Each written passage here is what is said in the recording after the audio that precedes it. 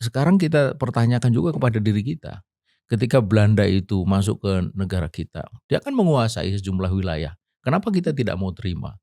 Belanda juga menguasai Irian sampai 1967. Kenapa kita ngotot juga untuk tetap Belanda itu pergi dari Irian Hmm. gitu. Karena kita sadar bahwa penjajah tidak boleh meski satu jengkal pun ada di tanah air kita Artinya gitu. realita itu tidak melegitimasi Ya, penjajahan itu gitu ya. kan realita kata kita. Hmm. Kita yang bukan dijajah. Coba itu ditanyakan kepada orang Palestina.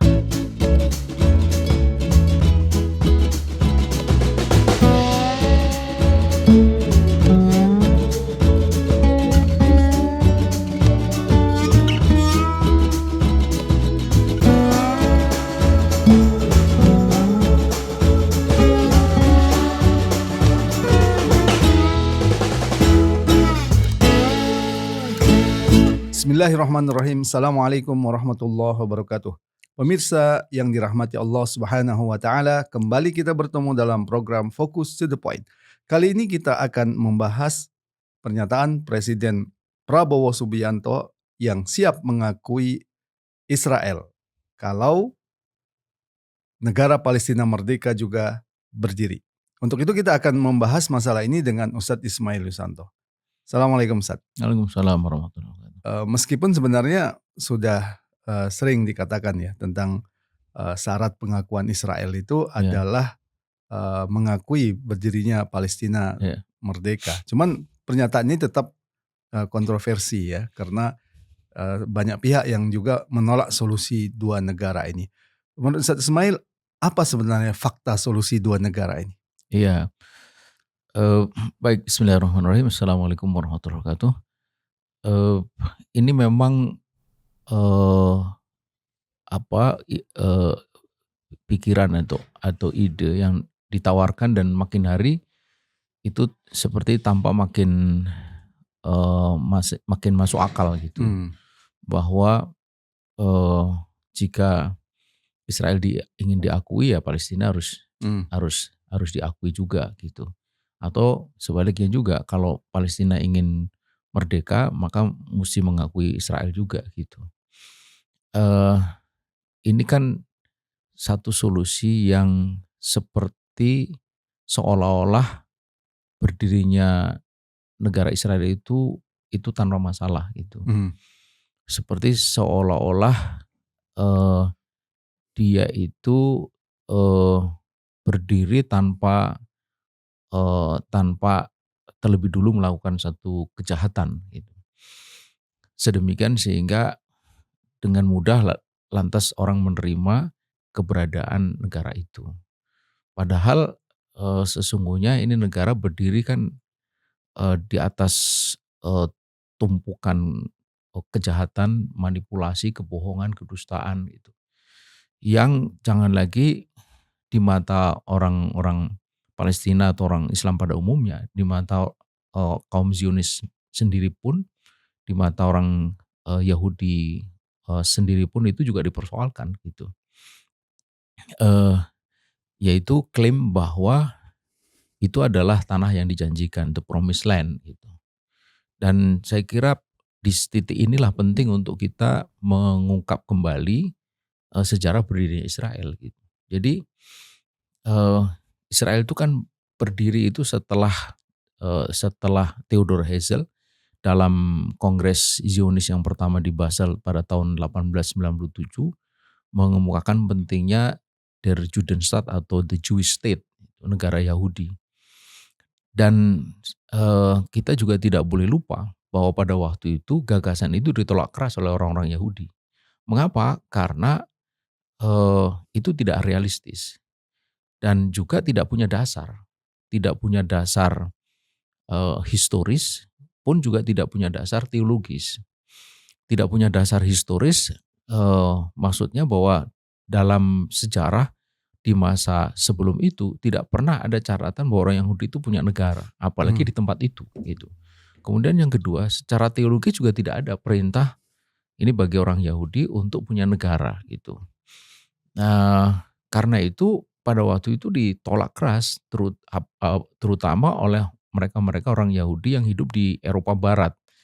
Yakni mereka yang relatif memang sudah hidup berkecukupan, hidup makmur, hidup sejahtera, hidup aman gitu. Nah, tetapi Theodor Herzl ini kan tidak mau mundur, dia terus saja dan kemudian dia membangun komunitas sendiri yang disebut dengan orang-orang Zionis itu melalui Kongres Basel tahun 1897. Itulah kemudian disahkan cita-cita Der Judenstaat gitu. Nah, jadi ini harus diingat di titik ini gitu. Nah, kemudian apa yang dia lakukan? Yang dia lakukan adalah melakukan okupasi terhadap wilayah Palestina.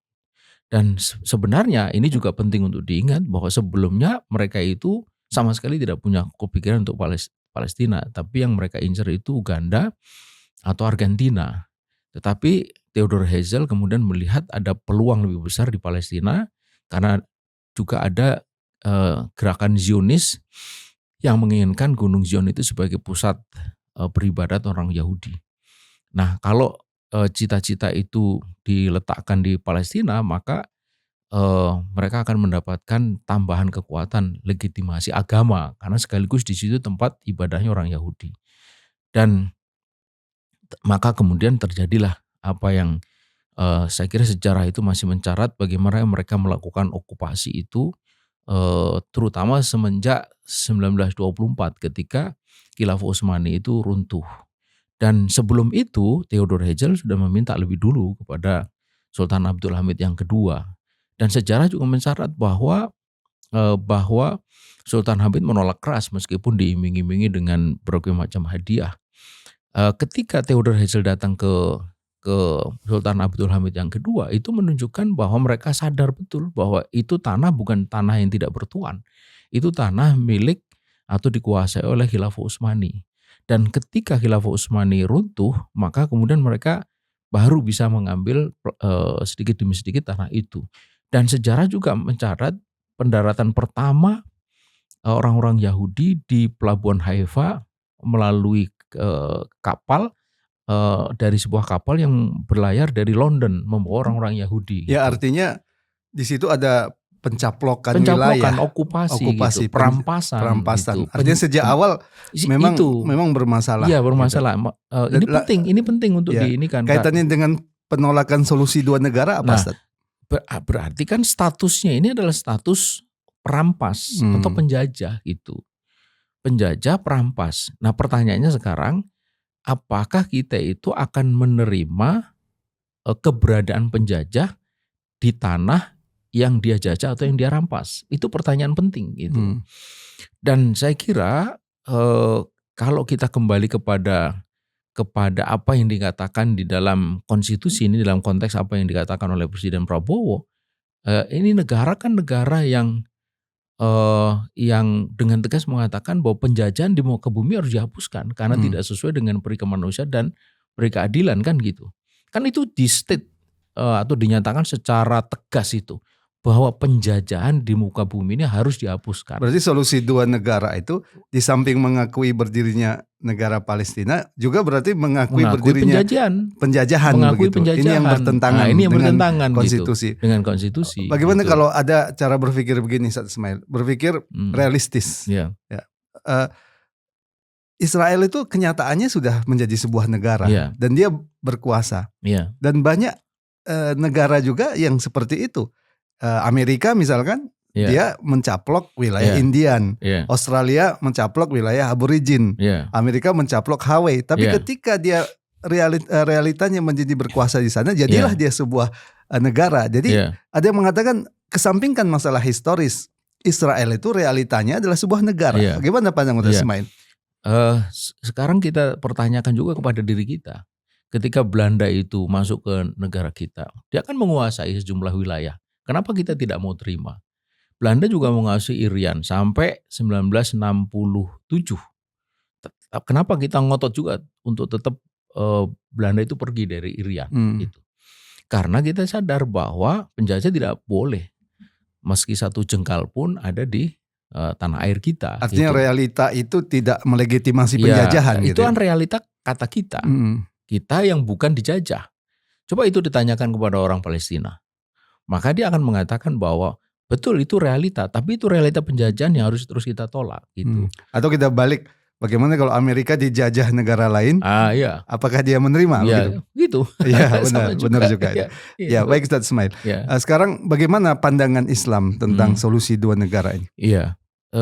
Jadi yang pertama adalah bahwa wilayah Palestina ini adalah wilayah kalau di dalam konteks kita berbicara tentang al-ahkamul arodi, hukum tentang tanah, itu masuk dalam pengertian tanah khorojiyah, yaitu wilayah yang dikuasai oleh Islam melalui proses penaklukan. Itu sebagai tanah khorojiyah, dia itu statusnya milik kaum muslimin sampai hari kiamat. Tak seorang pun boleh menyerahkan atas nama umat Islam sekalipun kepada orang lain, apalagi kepada musuh gitu. Dan itu yang menjadi dasar kenapa Sultan Abdul Hamid itu menolak. Dia kan kata bahwa ini tanah bukan milikku, ini milik umat Islam. Jadi betul sekali karena memang itu tanah khorojiyah. Itu penting. Ini sebagai basis dari pandangan kita terhadap status tanah Palestina itu. Apalagi tanah Palestina ini bukan sekedar tanah khorojiyah, tapi tanah khorojiyah yang istimewa karena dia terkait dengan kita punya akidah. Sekali kita menyebut Palestina, pasti kita akan teringat kepada Yerusalem, kepada Baitul Maqdis. Teringat kepada Baitul Maqdis, kita teringat kepada peristiwa Isra Mi'raj. Teringat peristiwa Isra Mi'raj, kita teringat kepada kenabian Muhammad, kepada peristiwa yang jelas disebut di dalam Al-Quran surat Al-Isra ayat 1 gitu. Jadi ini bukan sekedar tanah khoroj biasa, ini tanah khoroj yang luar biasa gitu.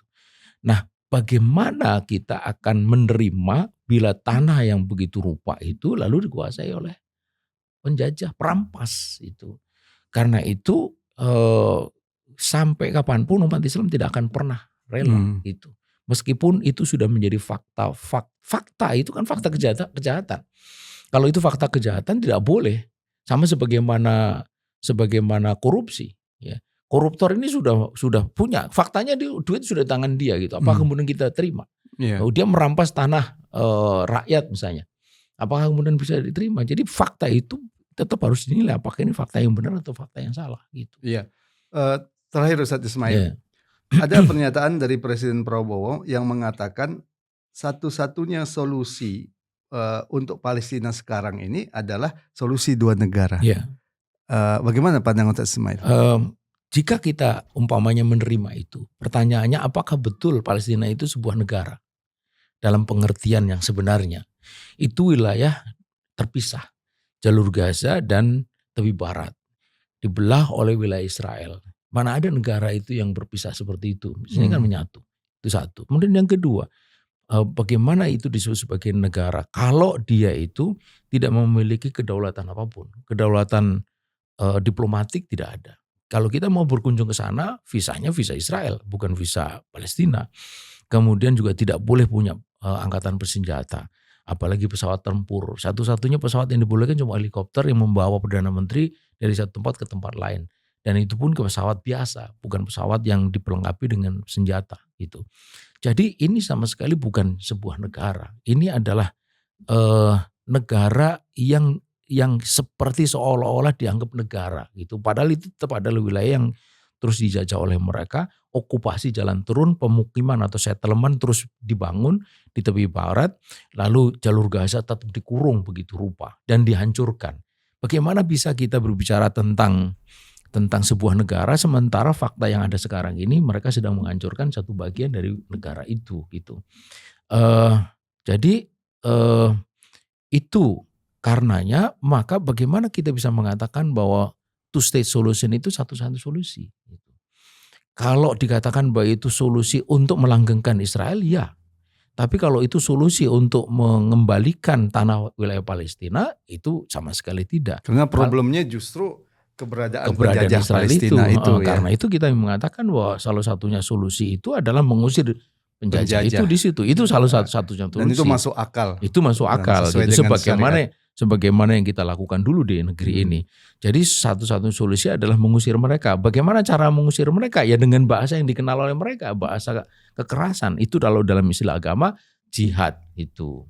Jadi jihad. Nah, bagaimana jihad bisa dilakukan? Umat Islam harus memiliki kekuatan untuk bisa memiliki kekuatan harus ada persatuan. Untuk ada persatuan harus ada institusi yang menyatukan umat. Itu namanya dalam ajaran Islam itu khilafah. Karena itulah kita sering mengatakan bahwa solusi satu-satunya dari persoalan Palestina itu adalah jihad dan khilafah. Ya, terima kasih Ustaz Ismail. Ya. Pemirsa, demikian tadi diskusi kita yang sangat menarik tentunya terkait dengan pernyataan Presiden Prabowo ya tentang solusi dua negara.